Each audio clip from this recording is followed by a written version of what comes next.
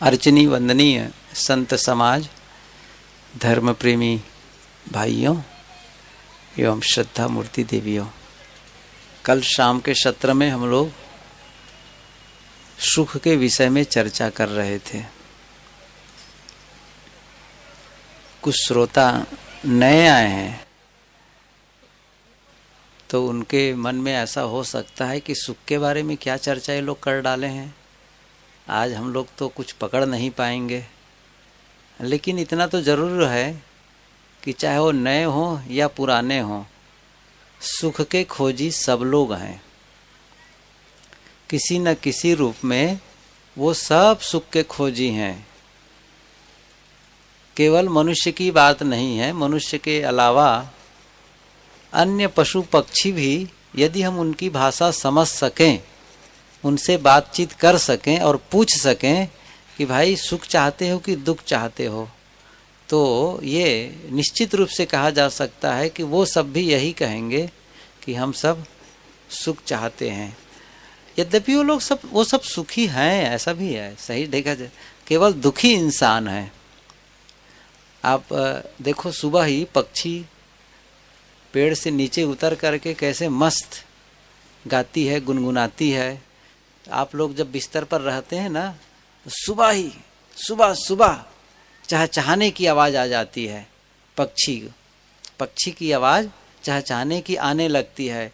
न उन्हें कभी खांसी आती है, न कभी उनको ब्लड प्रेशर बढ़ता है। कभी सुने खांसते हुए किसी पक्षी को, किसी कोयल को खांसते सुने हैं हम लोग? कोई नहीं सुने हैं। हम लोग गड़बड़ सड़बड़ करते हैं। पक्षी स्वस्थ मस्त बढ़िया। कुत्तों को जब कभी सुबह आप टहलने जाएं मैदानी भाग में, तो देखेंगे कुत्ते एक दूसरे के ऊपर जैसे चढ़ बैठ रहे हैं, लड़ते हैं। वो लड़ते क्या है, काटते नहीं हैं, लेकिन ऐसा कुछ इतना मजा आता है उनको, तो देख करके आनंदित होता है। मतलब प्रकृति, कुदरत उसको उत्साहित करती है एक्सरसाइज करने के लिए, व्यायाम करने के लिए। आदमी बिस्तर ही नहीं छोड़ पाता है। सुबह वो सूर्योदय देख ही नहीं पाता है, सूर्योदय कैसे होता है।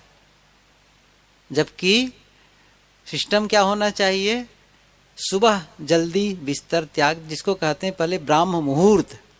सुबह जल्दी उठे और सुबह, आजकल योग चलता है, योगा कर लो, कोई बात नहीं है, लेकिन यदि सुबह भी सैर करना चाहें तो सुबह की हवा लाख रुपए की दवा, ये कही जाती है। सुबह की हवा लाख रुपए की दवा। और जो सुबह देखा ही नहीं है, सुबह एक ने पूछा कि भाई सुबह कब होती है, तो एक ने कहा कि जब ड्यूटी के दिन में सुबह तो 8 बजे होती है, और जब ड्यूटी नहीं होती तो सुबह 12 बजे होती है। अर्थात वो 8 बजे उठते हैं और ड्यूटी नहीं है तो 12 बजे तक सोए रहते हैं।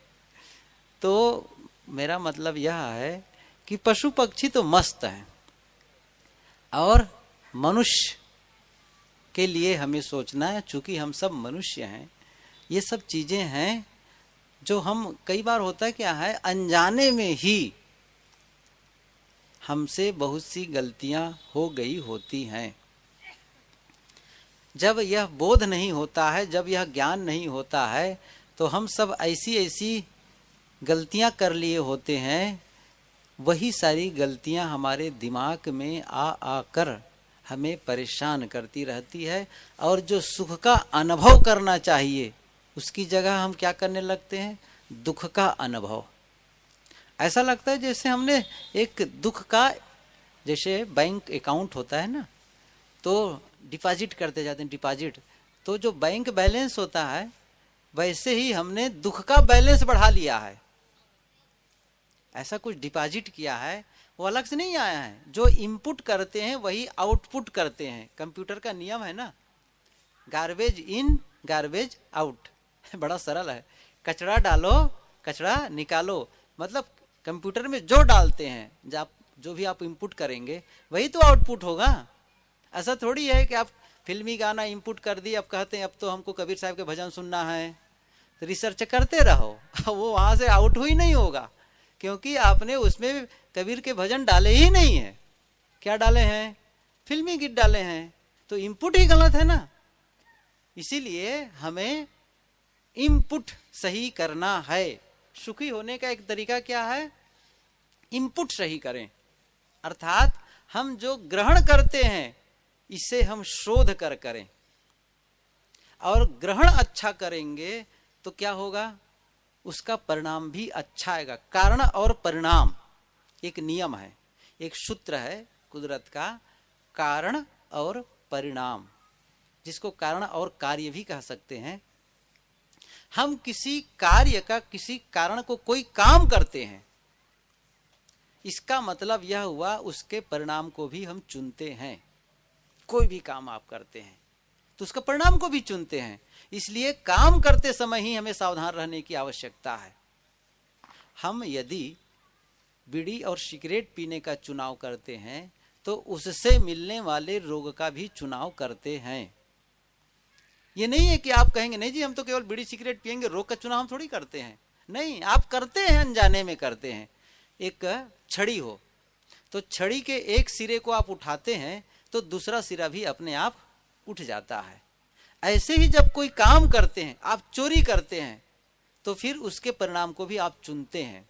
आप दान करते हैं तो उसके भी परिणाम को चुनते हैं। कटु बोलते हैं तो फिर कटु बोलने के बाद जो परिणाम आना चाहिए, जो मन स्थिति तैयार होगी, उसके भी परिणाम का भी, उसको भी चुनाव आप ही करते हैं। जो अशांति का अनुभव करेंगे उसका चुनाव किसने किया है? आपने किया है। यदि सुखी होने के लिए पहला कदम आप उठाना चाहते हैं ना, तो एक काम आप सब कर लीजिए। आप लोग ध्यान से सुन लें, सुखी होने के लिए पहला कदम यदि उठाना चाहते हैं तो क्या सोचना है? हम अपने जीवन के जिम्मेदार हैं। पहला सबसे प्रथम पॉइंट यह है, मैं अपने जीवन का जिम्मेदार हूं। मैं इसे बनाऊं या बिगाड़ूं। कभी भी शिकायत मत करो कि परिवार वालों के नाते मैं सुखी नहीं हो पाया। पत्नी के नाते, पति के नाते, बच्चे के नाते, पिता के नाते, पड़ोसी के नाते, भाई के नाते, भाभी के नाते, सास के नाते, बहू के, कोई भी कारण लगाते हो, इसका मतलब आप जिम्मेदारी से मुकर रहे हैं और अपने आप जीवन के जिम्मेदार नहीं बन रहे हैं। आप रिमोट कंट्रोल अपने हाथ में रखिए ना। सबसे बड़ी बात यह है, जब आप लोग घर में बैठते हैं, टीवी देखते हैं, तो सब लोग अपने हाथ में रिमोट कंट्रोल लेना चाहेंगे। कोई लाओ मुझे दे दो, हम बदलेंगे अपने ढंग से चैनल। तो जो कार्यक्रम आप पसंद करते हैं, जिसके पास रिमोट कंट्रोल होगा वही तो बदलेगा। दूसरे के पास होगा तो आपको चुपचाप बैठ के देखना है। लेकिन जीवन का जो रिमोट कंट्रोल है वो हम दूसरे को सौंप दिए हैं। अर्थात सामने वाला अच्छा व्यवहार हमारे साथ करेगा तब हम प्रसन्न होंगे, और सामने वाला कहीं गड़बड़ व्यवहार कर दिया तो फिर हम नाराज हो जाएंगे, दुखी हो जाएंगे। इसका मतलब हमारा जीवन, हमारे जीवन का डोर किसके हाथ में है? सामने वाले के हाथ में है। हम कुछ नहीं है। ये कौन सा जीवन है? रिमोट कंट्रोल अपने पास रखने का काम शुरू कर दें। मतलब अपनी जिम्मेदारी, मैं जिम्मेदार हूं। आपका वर्तमान में जो स्वास्थ्य है, वर्तमान में जो परिस्थिति निर्मित है, जो कुछ भी है, आप कहिए मैं जिम्मेदार हूं। और जब आप कहते हैं कि मैं जिम्मेदार हूं, उसी क्षण आपकी नाराजगी खत्म होने लगती है। और जब आप कहते हैं कि मैं जिम्मेदार नहीं हूं, दूसरा है, तो दूसरे को दोष दे दे कर हमारा मन उसके लिए गलत सोचता है। एक नियम है ये। कभी भी आप अकेले में बैठ करके सोचिए, उनके नाते ऐसा हुआ, जैसे आप कहे तो उनको दोष दिए और उनके लिए नाराजगी हुई। और मन में यदि नाराजगी का भाव है तो जानते हैं वह मानसिक जहर है। एक होता है शरीर के लिए खा जाओ कोई चीज, पेट में जहर जाता है, लेकिन मानसिक जहर क्या है? ये मानसिक जहर है क्रोध, घृणा और द्वेष का भाव। बैठो, गुरुजी आएंगे तब समर्पित कर देना। आप बैठ जाइए। जाएंगे? ठीक है, जहां दे वो लोग खाएं, रहने दो। तो ये मानसिक जहर है। हमें क्या करना है? मानसिक जहर को खत्म करना है। मैं जिम्मेदार हूं। हर बार आप कहिए। एक दूसरा प्रश्न आ सकता है कि मैं जिम्मेदार हूं, कई बार होता है कि सचमुच हम गलती नहीं किए होते हैं। सचमुच हम गलती नहीं किए होते हैं, दूसरे की गलती होती है और ये साफ नजर आती है, वो साफ दिखाई पड़ती है कि दूसरे ने गलती की है। इस समय हम कैसे कह सकते हैं कि मैं जिम्मेदार हूं? इस समय कैसे कह सकते हैं? नहीं कह सकते। लेकिन उस समय भी कह के आप छुट्टी पा सकते हैं। कैसे कह सकते हैं? इसका दो ढंग है। वर्तमान में हमसे गलती हो गई है और मैं कहता हूं कि मैं जिम्मेदार हूं, इसका फल क्या होता है? इसका मतलब है आप प्रायश्चित कर रहे हैं। और यदि गलती नहीं है फिर भी आप कह रहे हैं कि मैं जिम्मेदार हूं, इसका मतलब है आपका पुराना जो ऋण है वह अदा हो रहा है। ये तो निश्चित है कि कभी न कभी हमारे उनके ऊपर गया था, वही लौट कर आया है। महावीर स्वामी, भगवान महावीर यही कहा करते थे, ये मेरे कर्मों का फल है। कितना बढ़िया वो प्रतिक्रिया रहित मन बनाना है। अपने मन को क्या बनाना है? प्रतिक्रिया रहित, रिएक्शन लेस। हमारे मन में जब हम अकेले होते हैं ना तो हर समय प्रतिक्रिया, और प्रतिक्रिया कैसी करती है? मूल्यांकन कैसे करता है? मन मन में ये दूसरे की गलतियों पर ये सोचते रहता है, उन्होंने वह किया, उन्होंने वैसा किया, मेरे साथ वो किया, अन्याय किया, अनाचार किया, और उसके लिए अंदर अंदर एक जाल बुनता है। और जितना ही आप जाल बुनेंगे उतने ही आप अपनी प्रगति में बाधा उत्पन्न कर रहे हैं, क्योंकि आपकी सारी एनर्जी कहां जा रही है? प्रतिक्रिया में। हमारी एनर्जी कहां जा रही है? विकास में नहीं, सृजन में नहीं है, विध्वंस में। हम उसके सामने वाले का नुकसान पहुंचाना चाहते हैं प्रतिक्रिया करके। मेरे कर्मों का फल है ये, सीधी सी बात। महावीर स्वामी के लिए कहा जाता है कि उनके किल कान में ठोका गया। ये कहानी सब लोग जानते ही हैं। वो बैठे थे, ध्यानस्थ थे, मस्त थे। इतने में हुआ क्या, एक किसान आया और बैल रख दिया वहाँ, चरवा रहे थे। उनको किसी काम से गांव घर जाना हो गया। उन्होंने कहा देखिए मैं बैल आपके जिम्मेदारी में छोड़ के जा रहा हूँ और फिर आऊँगा तो मैं बैल ले लूँगा। चला गया वो। तुम भगवान महावीर ध्यानस्थ है, उन्हें क्या मतलब कौन बैल रखा क्या है। आया और बस देखा बैल नहीं है, नाराज हुआ, पूछा, नहीं बताया, कुछ भी बोला ही नहीं वो। तो कहा कि बड़ा ढोंग करता है, ये बोल ही नहीं रहा है, सुनता है और फिर भी नहीं सुनने का नाटक कर रहा है। कान में इतने बड़े बड़े कील ठोंक दिया, दोनों कान में, भयंकर। अब स्थिति सोचिए। फिर भी उन्होंने कहा ये मेरे कर्मों का फल है। हम लोग कह सकते हैं वो तो बहुत ऊंचे महात्मा थे, तपस्वी थे, इसलिए ऐसा कर पाए। कोई बात नहीं, हमारे कान में कोई ठोक भी नहीं रहा, ये भी सच है। लेकिन सामान्य जो हमारी मानसिक दशा है उसे हम बदलना चाहते हैं। छोटी छोटी बातों को लेकर के जो मन में प्रतिक्रिया होती रहती है उसे हटाकर ही हम उससे छुट्टी पा सकते हैं। इसलिए हम क्या करें? अंदर की सफाई करें। मैंने क्या कहा था? मैं जिम्मेदार हूं, इसको पहले स्वीकारें। कभी न कभी अपने कर्मों का फल तो है ना। बोया पेड़ बबूल का, आम कहाँ थे खाए। और गोस्वामी जी की पंक्ति कहूं आप लोगों के बीच, वो भी बहुत बढ़िया कहते हैं। तुलसी यह तन खेत है, मन वच कर्म किसान, पाप पुण्य दो बीज है, बोवे सो लुवे नुदान। यह शरीर क्या है? खेत है, क्षेत्र है, खेत है। मन वच कर्म किसान। मन वच किसान क्या है? हम मन से जो हम सोचते हैं वो है किसानी करना। वचन वाणी से बोलते हैं और इंद्रियों से जो करते हैं। और बीज क्या है? पाप पुण्य दो बीज है। आप पाप करते हैं तो बीज बो रहे हैं, पुण्य करते हैं तो बीज बो रहे हैं, दान करते हैं तो बीज बो रहे हैं, चोरी करते हैं तो बीज बो रहे हैं, मीठा बोलते हैं तो बीज बो रहे हैं, कटु बोलते हैं तो बीज बो रहे हैं, किसी की प्रशंसा करते हैं तो बीज बो रहे हैं, और किसी की निंदा करते हैं तो बीज बो रहे हैं। तो जो भी बीज आप बोते हैं वही देर सबेर मिलता है। तो हम ये माने कि कभी का हमारा ऐसा बीज बोया हुआ होगा, वह फल हमें आज मिल रहा है, तो हम पुराने का ऋण अदा कर रहे हैं। ऐसा करके क्या होगा? सबसे बड़ा लाभ क्या होगा? इससे हम प्रतिक्रिया रहित हो जाएंगे। जब आप कोई ऐसी घटना घटी, मैं एक उदाहरण बताऊं।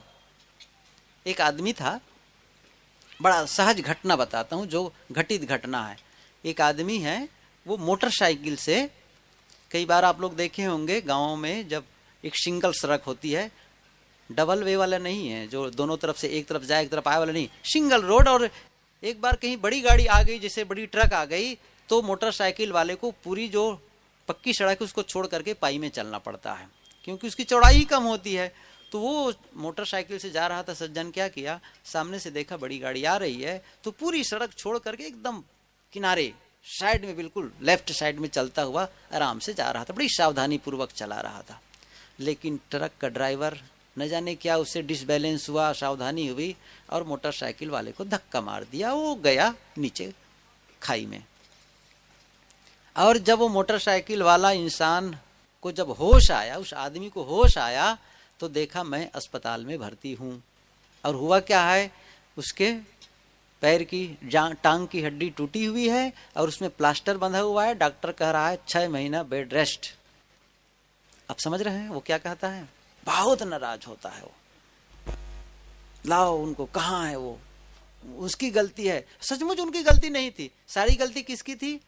ट्रक वाले की थी, सारी गलती थी। ओ नाराज, भयंकर नाराज हो रहा है, कुपित चिल्ला रहा है, वो कहाँ है, वो तो भाग गया, वो पता ही नहीं कि कौन ट्रक वाला, नंबर क्या है पता ही नहीं, लेकिन इतना भड़क रहा है, इतना नाराज हो रहा है, उससे कोई फायदा होने वाला है? ट्रक वाले मिलना नहीं है, और केवल नाराजगी बढ़ रही है, तनाव बढ़ रहा है। इससे क्या होगा, उसको जो रिकवर होना चाहिए ना, वो भी थोड़ा देर लग जाएगी, क्योंकि मन का प्रभाव तन पर पड़ता है। ये ध्यान दीजिए, ये बहुत पहले प्लेटो ने कहा है। लोग शरीर का इलाज करते हैं, लेकिन मन की इलाज के बिना शरीर का इलाज कर पाना संभव नहीं है, बढ़िया नहीं हो पाएगा। कई बार सामान्य जो कोई रोग होता है, शरीर का आप दवाई दे देते हैं, ठीक हो जाता है, लेकिन कई बार वो मानसिक होता है, उसको समझना चाहिए। तो वो नाराज हो रहा है, उससे कोई फायदा नहीं होने वाला है। एक दूसरी घटना, उसके सोचो, अब उसके सोचने का ढंग क्या हो गया, अब वो सोचता है कि कोई बात नहीं, मैं जिम्मेदार हूं, ये मेरे ही कर्मों का फल है। अब जैसे ही वो कहा मेरे ही कर्मों का फल है, वैसे ही उसका जो टेम्परेचर हाई फाई हो गया था ना, वो एकदम से 0 में आ जाएगा। कभी भी आप देखें, भयंकर नाराजगी आपके मन में हो रही है किसी के अन्याय को लेकर के, और आप कहते हैं मैं जिम्मेदार हूं, अकेले बैठ जाइए। आपका एक सूत्र देता हूं, मन की नकारात्मकता को खत्म करने के लिए यदि आप कोई जल्दी से जल्दी प्रयोग करना चाहते हैं, तो आप किसी भी एकांत जगह चले जाएं और शरीर को रिलैक्स कर दें, बिल्कुल ढीला छोड़ दें, और मन को गहराई से कहें मैं जिम्मेदार हूं। और मैं दावे के साथ कहता हूं कि आपका वह टेम्परेचर निश्चित रूप से वो झुक जाएगा, वो ग्राफ गिरेगा। तो आदमी क्या कहता है, पैर की हड्डी टूटी है, लेकिन क्या कह रहा है, मैं जिम्मेदार हूं। और जैसे ही कहा मैं जिम्मेदार हूं, उसका सारा मन की जो प्रतिक्रिया खत्म, तनाव खत्म। कितना कितना आरामदेह है, उस सुकून वो महसूस करने लग जाएगा। फिर क्यों, यदि वो नाराज होता है तो भी 6 महीने रहना है, अब प्रसन्न रहना है, प्रसन्न होता है, सहज वो स्वीकारता है, तो भी 6 महीने रहना है। तो आप नाराजगी में क्यों बिता रहे हैं अपने समय को, जबकि आप उनका कुछ भी नहीं बिगाड़ पा रहे हैं? और नाराज होकर किसका नुकसान कर रहे हैं? खुद का कर रहे हैं। एक दूसरे ढंग से इस घटना को समझे। मान लो वह ट्रक वाला उसके सामने आ गया, वो जान गया कि वो अस्पताल में भर्ती है, और आकर कहता है ट्रक वाला क्षमा करें, मुझे मेरी ही गलती थी, आपको धोखे से धक्का लग गया, और मुझे क्षमा करें, और मैं आपके इस दवाई में जो भी खर्चा लगा है, मैं 20,000 रुपये या 50 जो भी लगता है मैं दे रहा हूँ। हाथ में देता है। तब वो आदमी क्या करेगा? तब का कॉलर पकड़ के 2 तमाचा मारेगा? तब तो यही कहेगा ना, अरे भैया जो हो गया सो हो गया, यही तो कहना पड़ेगा ना। इसका मतलब जब वो आदमी उपस्थित होकर के क्षमा मांग रहा है तो आप क्षमा दे रहे हैं, तो आप अनुपस्थित में क्यों नहीं क्षमा कर रहे हैं? बड़ा सहज है इसका। जब आदमी उपस्थित होकर क्षमा मांग रहा है तब आपको मजबूरन क्षमा देना पड़ रहा है, तो जब वो अनुपस्थित है उस समय कहीं क्षमा दे दिए ना, तो समझ लीजिए आप अपनी शक्ति को बढ़ा रहे हैं। पॉजिटिव थिंकिंग करना शुरू कर दीजिए। कभी भी आप गलत सोच करके, नकारात्मक चिंतन करके अपने आप को सुखी नहीं बना सकते। इस चर्चा पर मैंने शुरू की थी, तो हम क्या करते हैं, गलत विचार करना शुरू कर देते हैं। तो सोच ही गलत है, हम गलत पक्ष को ही लेना शुरू कर देते हैं। मान लो ऐसे एक्सीडेंट भी हो गया, इसको दूसरे ही ढंग से देखें तो कम से कम एक आदमी एक टांग को पकड़ के रोने लग जाए, मेरी टांग टूट गई, मेरी टांग टूट गई, मरा मरा, अब कैसे करूंगा, कैसे परिवार का पालन पोषण करूंगा, रो रहा है। एक दूसरा आदमी कहता है उसी ढंग से घटना में, कोई बात नहीं, एक ही टांग तो टूटी है ना, दूसरी टांग तो ठीक है, हाथ ठीक है, आंख ठीक है। तो जो है उसके लिए कृतज्ञ होना शुरू कर दें, और जो नहीं है उसके लिए रोना बंद कर दें। जो नहीं है उसके लिए रोते हैं तो जो आप चाहते हैं ना वो भी नहीं मिलता है। सबसे पहली बात, हम कृतज्ञ होना ही नहीं चाहते हैं, हमारे पास है ना। सबसे बड़ी बात, आपको एक और ढंग बताता हूं सुखी होने के लिए।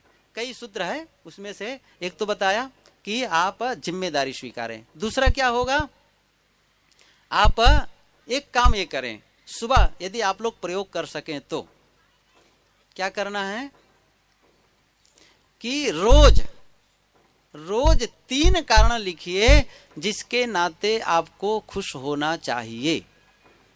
ऐसा कोई करें तो देखिएगा, रोज 3 कारण लिखें जिसके नाते आपको प्रसन्न होना चाहिए।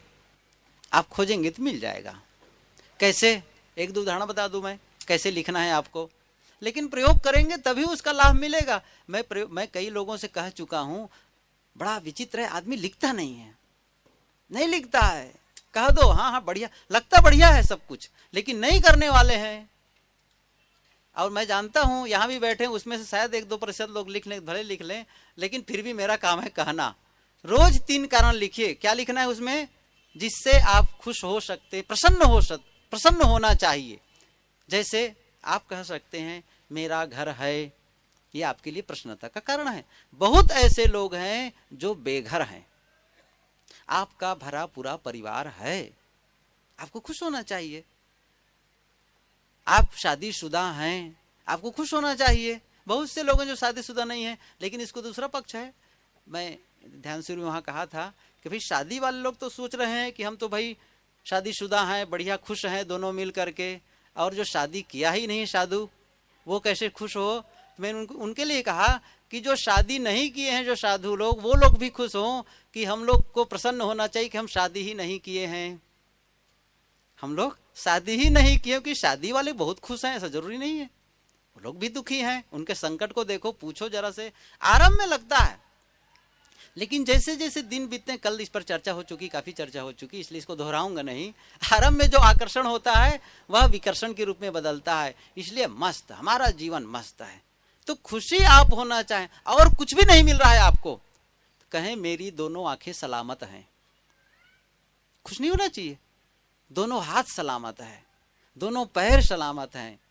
गुरुजी उदाहरण दिया करते हैं कि एक मियाँ जी थे, उसको जूता ही नहीं था, इतना गरीब था कि जूता नहीं खरीद पा रहा था, और नमाज पढ़ने जा रहा था, गर्मी का मौसम था, और मन में कोसते जा रहा था, या अल्लाह क्या बताऊं आपको, कम से कम मेरे जूता के लायक तो मुझे धन दे दिए होते, इतना भी नहीं किए, इतना आप मेरे लिए नहीं कर पाए, मैं इतना आपको इतनी इबादत करता हूँ, इतनी आराधना करता हूँ। जा रहा था, जब गया मस्जिद के पास तो मस्जिद के सामने देखा एक आदमी को जिसके दोनों पैर ही नहीं थे। क्या, दोनों पैर ही नहीं थे। तब उन्होंने कहा, ओफ, आपकी मैं क्या शुक्रिया अदा करूं, जूते नहीं दिए तो सही, दोनों पैर तो दिए। हम तब तक दुखी रहते हैं अपने जूता न होने को लेकर जब तक हम यह नहीं देख लेते हैं कि दूसरे के दोनों पैर नहीं हैं। दोनों पैर तो हैं, आप प्रसन्न होइए इन चीजों को लेकर के। एक आंख है दोनों, आप जानते हैं आंख के महत्व को हम कब समझेंगे, ये बता देता हूं। कब समझेंगे, जिस दिन आंख चली जाएगी। अभी नहीं समझ रहे हैं, उनसे पूछो जिनकी सचमुच आंख नहीं है। एक अंध विद्यालय की बालिका, छोटी सी नन्ही सी बालिका थी, अंध विद्यालय में प्रोग्राम था, तो एक कविता कह रही थी। मैं कविता के भाव को बताता हूं, वो क्या कह रही थी। उन्होंने कहा कि प्रभु, मैं समुद्र की गर्जना सुनती हूं, लेकिन प्रभु मैं समुद्र को देख नहीं पाती। सूर्य की गर्मी का अनुभव करती हूं प्रभु, लेकिन सूर्य को देख नहीं पाती हूं। फूलों की खुशबू का अनुभव करती हूं, लेकिन मैं गुलाब के फूल को देख नहीं पाती प्रभु। उन्होंने कहा मैं माँ की गोद में बैठ करके माँ के वात्सल्य का अनुभव करती हूं, लेकिन प्रभु मैं माँ के चेहरे को नहीं देख पाती हूं। कितना दर्द है उसके मन में। हम लोग आंख दो पाए हुए हैं और फिर भी दुखी हैं। कैसे हैं? एक महात्मा जी थे। हाँ, एक आदमी था, जा रहा था, मैं मर जाऊंगा, बहुत गरीब हूँ, खाने पीने ठीक से नहीं मिल रहा है, हो रहा है, बहुत कुछ नहीं है मेरे पास।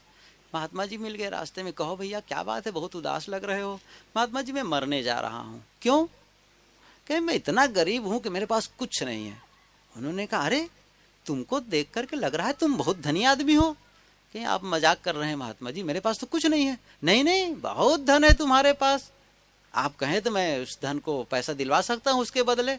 बड़े अद्भुत बात कहते हैं कि चलिए ना, एक महाराज एक राजा है, वो मेरे परिचय के हैं, वो आपको धन दे देंगे। आपके पास इतना कुछ है, रत्न है जिसको आप दे सकते हैं उसके बदले में। उन्होंने कहा बड़ी विचित्र बात कहते हैं। अब उसका तो ध्यान ही बढ़ गया, कहाँ मरने जा रहा था वो ख्याल भूल गया उसको। कहा ठीक है महात्मा जी चलिए। और महात्मा जी उसको पकड़ के ले गए और कहा तुम यहाँ रुको, मैं बात करके आता हूँ, अंदर से थोड़ा से भावताव करके आता हूँ। वो समझे नहीं आ रहा था क्या भावताव करने जा रहे हैं ये। अंदर गए और 10-15 मिनट के बाद लौट कर आ रहे हैं। मैंने बात कर ली है, अंदर में राजा से बात कर ली है, वो खरीद सकते हैं। क्या खरीद सकते हैं महाराज? कहीं आपकी दोनों आंखें खरीद सकते हैं 2 लाख रुपये में। बड़ी विचित्र बात कहते हैं महाराज। अब मैं आंखों क्यों बेचूंगा? नहीं बेचने वाला हूं मैं। अरे भाई अभी तो कह रहे थे मैं बहुत गरीब हूं। फिर वो कई चीज को गिनाने लगे। किडनी खरीदने के लिए तैयार हैं, आप 1 लाख रुपया ले दे तो एक किडनी आप दे दीजिए। कई चीज गिनाए। बड़े विचित्र बात करते हैं महाराज, आप कैसी बात करती हैं, कैसे बेचा जा सकता है? तुम तो कह रहे थे अभी मैं बहुत गरीब हूँ, निर्धन हूँ। तुम लाखों करोड़ों करोड़ों की संपत्ति लेकर के घूम रहे हो और अपने आप को गरीब कैसे कहते हो? मैं क्या कह रहा था, आपको सुखी होने के लिए क्या करना है? रोज 3 कारण लिखना है जिससे आपको प्रसन्न होना चाहिए। और कहीं आप इसे 21 दिन लिख लिए ना, और केवल 7 ही दिन लिख लिए केवल, और कहीं जब उसको उलट के पढ़ेंगे ना, जो 21 दिन लिखे रहेंगे, उसी समय आपकी नाराजगी खत्म हो जाएगी। आप सुखी होना चाहें तब तो बहुत से उपाय हैं, और सुखी नहीं होना चाहेंगे तो ब्रह्मा भी आकर के आपको सुखी नहीं कर सकता है। लेकिन हम लोग क्या करते हैं, सुखी होने के लिए शर्त रखते हैं। क्या शर्त रखते हैं? बहुत से शर्त। जब सुखी होना, यह काम हो जाएगा तो मैं सुखी हो जाऊंगा, मेरा घर बन जाएगा तो मैं सुखी हो जाऊंगा, बेटी की शादी हो जाएगी तो मैं सुखी हो जाऊंगा, यही ना कह रहे हैं। बेटे को नौकरी लग जाएगी तो मैं सुखी हो जाऊंगा। बड़ा अद्भुत है। शर्त रखेंगे, मेरे घर वाले सुधर जाएंगे तो मैं सुखी हो जाऊंगा। और जैसे ही आप शर्त रखते हैं वैसे ही वो एक पर्दा, शर्त की बिना नहीं, आप बिना शर्त के कभी आप बैठिए अकेले में, एक काम कर सकते हैं, कभी भी आप अकेले बैठ जाइए और कमरे में बैठ करके फिर वही काम करिए, रिलैक्स हो जाइए, शांत हो जाइए, और मन में आप क्या कह दें, इस समय मैं कुछ नहीं चाहता। एक छोटा सा सूत्र, क्या कहना है? इस समय मैं कुछ नहीं चाहता। जो शर्त को पूरा होना होगा हो जाएगा, शर्त नहीं पूरी होती तो मुझे कोई मतलब नहीं है। इस समय मैं कुछ नहीं चाहता। और जिस क्षण ऐसा आप कह दिए, सचमुच दिल से कह दिए, उस समय आप कुछ समय के लिए अनुभव तो जरूर कर लेंगे आपके भीतर की शांति क्या है। बिना शर्त के आप बैठे उस समय, शर्त ना रखें। लेकिन जब शर्त कर दे तो खत्म हो जाता है वो। कौन रोक सकता है हमको सुखी होने के लिए? हमको जन्म होने के लिए नहीं रोक पाया कोई। मरने लगेंगे तो कौन दुनिया का डॉक्टर रोक पाएगा? है कोई? नहीं रोक सकता है। हमको जन्म लेने के लिए नहीं रोक पाए लोग, मरने लगेंगे तो नहीं रोक पाएंगे, तो सुखी होने के लिए क्यों रोक देंगे? क्यों मानते हैं दूसरे को कि दूसरे के नाते मैं दुखी हूं? बिल्कुल झूठ। ना आप पत्नी के नाते दुखी हैं, ना आप पति के नाते दुखी हैं, न भाई के नाते, न माता पिता के नाते, न परिवार वालों के नाते, न पड़ोसी के नाते। किसके नाते? केवल अपनी ही अज्ञानता है, अपने ही दोष हैं। उन दोषों को, उन बुराइयों को जब हम खत्म करते हैं तो निर्दोष जीवन ही सुख का अनुभव कराता है। इसलिए हम सुख के लिए इन सब कुछ बातें मैंने आप लोगों को बताई है कल के सूत्र को लेकर के।